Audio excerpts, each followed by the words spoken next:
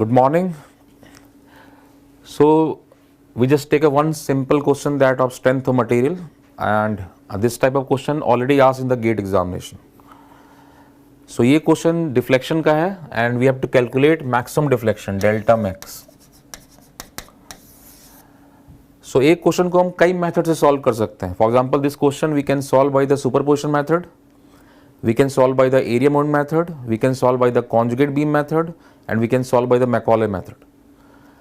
But if any question we can solve by the superposition method, that will take the least time. तो अगर कोई question superposition से solve हो सकता है तो सबसे कम टाइम लेगा, बट इसको हम 4 मेथड से सॉल्व कर सकते हैं. इवन स्ट्रेन एनर्जी भी सॉल्व कर सकते हैं, बट सबसे पहले हम ट्राई करेंगे best method, that is superposition.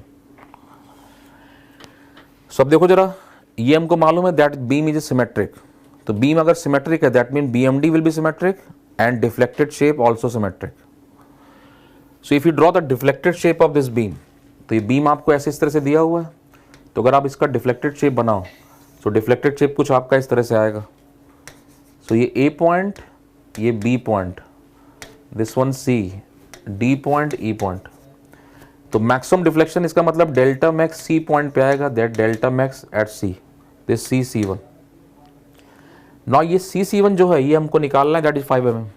तो इसको हम एरिया मोमेंट कॉन्जुगेट में कर सकते हैं, बट हम चेक कर रहे हैं सुपरपोजिशन मेथड से कैसे सॉल्व कर रहे हैं, क्योंकि ऑब्जेक्टिव क्वेश्चन है, गेट के एग्जाम के लिए है, तो हम कोई मेथड यूज कर सकते हैं. सो अब देखो जरा, ये हमको निकालना है डिफ्लेक्शन 5 mm.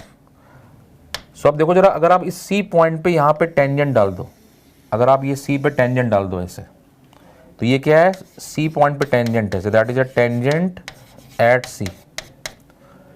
तो अगर आप ये वाला वैल्यू निकाल दो A1, तो अगर मान लो आप A1 कैलकुलेट कर दो, मान लो ये 5 mm आ जाए, तो फिर ये 5 mm हो जाएगा. तो हम इतना पार्ट कैलकुलेट कर दें, तो यहाँ पे लोडिंग लगा हुआ है, ये UDL है इस तरह से C से लेके दैट D तक. तो अगर हम ये पोर्शन निकाल दें, तो देखो जरा ये पोर्शन कैसे निकालेंगे.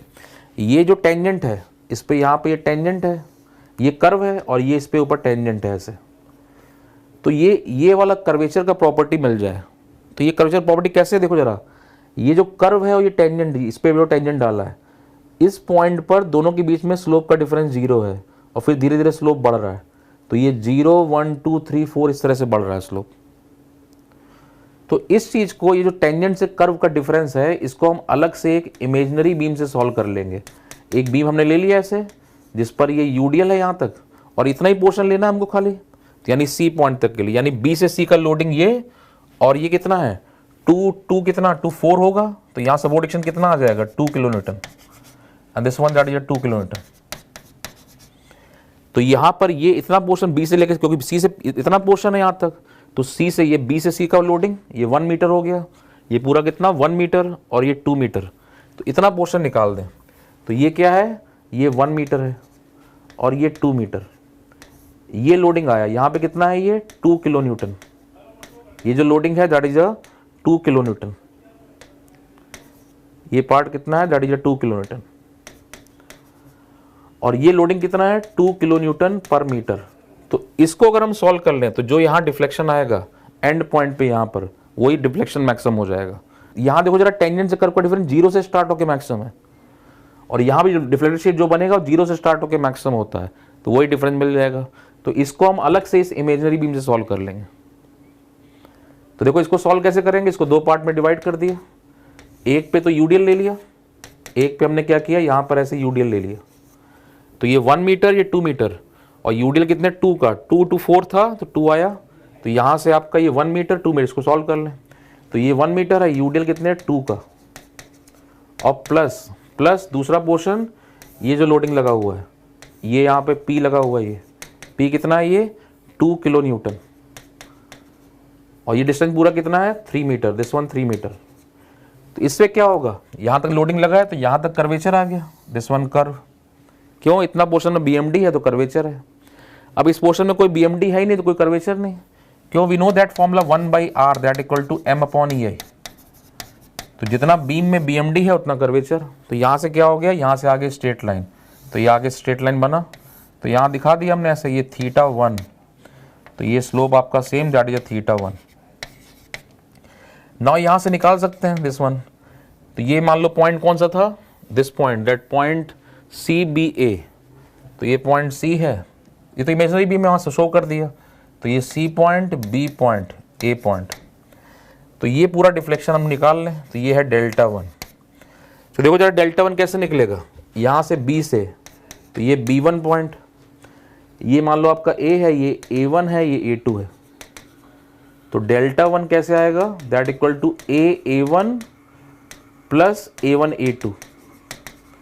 अब ए वन कैसे आएगा, ए वन आपका बी वन के बराबर, वो क्या होता है W L cube, W L 4/ATI, formula पता है हमको। W का वैल्यू कितना है, W है 2 किलोमीटर पर मीटर, और L लेंथ कितना है, ये लेंथ कितना है 1 मीटर, ये 1 मीटर है, और ये यहाँ से कितना है 2 मीटर, तो यहाँ पे W का वैल्यू कितना 2 किलोमीटर पर मीटर, L कितना ये 1 मीटर, यहाँ पुट कर दिया, plus A1 A2 plus A1 A2 कैसा, ये देखो स्ट्रेट लाइन है, सो थीटा 1 इंटू 2, तो ये प्लस थीटा 1 इंटू 2, और थीटा 1 का वैल्यू क्या है WL3/6EI, फॉर्मूला पता है हमको, W कितना 2 किलोमीटर पर मीटर, और L ये कितना L डैश, L का वैल्यू कितना थी WL3/6EI, L कितना 1 मीटर, तो W2 हो गया, L 1 मीटर हो गया, यहाँ पुट करेंगे थीटा 1 इंटू 2, तो यहाँ पुट करके डेल्टा 1 का वैल्यू आ गया, तो ये डेल्टा 1 कैलकुलेट कर लिया। नाउ इसमें देखो जरा, इसमें बीम आपका ऊपर की तरफ जा रहा है, ऐसे बेंड हो रहा है, तो इसमें जो बीम है ऊपर की तरफ जा रहा है, ऐसे बेंड हो रहा है, ये निकालना हमको आता है, ये क्या है डेल्टा 2, क्या होता है PL3/3EI, सो ये PL3/3EI, तो यहाँ P क्या होगा 2 किलो न्यूटन, L कितना है 3 मीटर, तो यहाँ से कैलकुलेट कर दिया।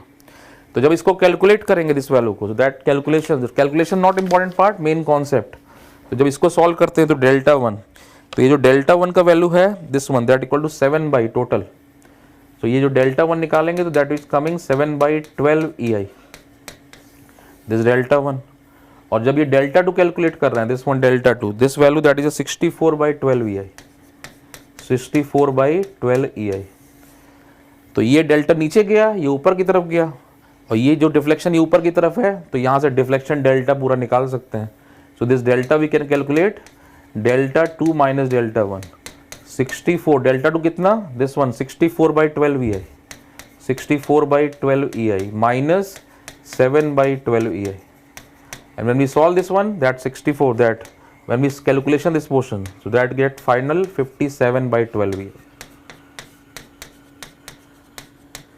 this one that calculation। so ये concept that tangent to curve difference, ये हम कहीं भी लगा सकते हैं, टेंजेंट टू कर्व डिफरेंस, यहाँ पे टेंजेंट टू कर्व डिफरेंस 0 से स्टार्ट होके maximum, and this also providing that 0 को से स्टार्ट होके maximum, that's why we can make imaginary beam that is only cantilever beam.